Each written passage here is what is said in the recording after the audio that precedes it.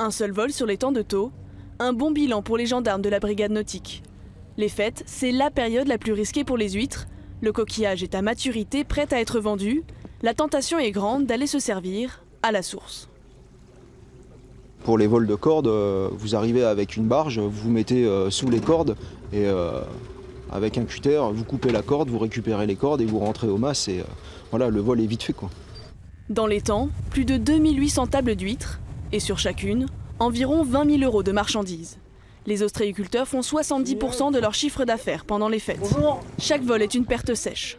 Alors, en général, c'est juste pendant les fêtes hein, qu'il y a quelques vols. Bon, c'est sûr qu'on compte sur le coquillage et qu'il n'y ait pas, c'est sûr que c'est embêtant. Une large surface à surveiller, beaucoup de bateaux en activité. La brigade fait 2 rondes par jour. Chaque professionnel doit se trouver dans sa parcelle et pas dans celle du voisin. Est-ce que la table elle est à vous, monsieur Boudet? Des contrôles bien acceptés par les ostréiculteurs.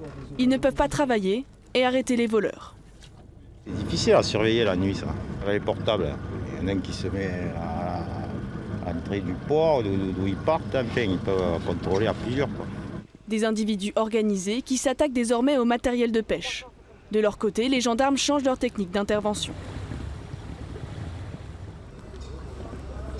Aujourd'hui, c'est facile de savoir si on est sur l'eau ou pas. Donc, alors nous, on change nos moyens aussi d'action. Hein. Donc, on peut utiliser le drone, on peut utiliser les surveillances en véhicule, les surveillances en bateau. Donc, on alterne nos moyens de contrôle. En Occitanie, les vols ont baissé de 70% en 2 ans. Une région bonne élève. En Charente-Maritime, plus de 24 tonnes d'huîtres ont été volées cette année.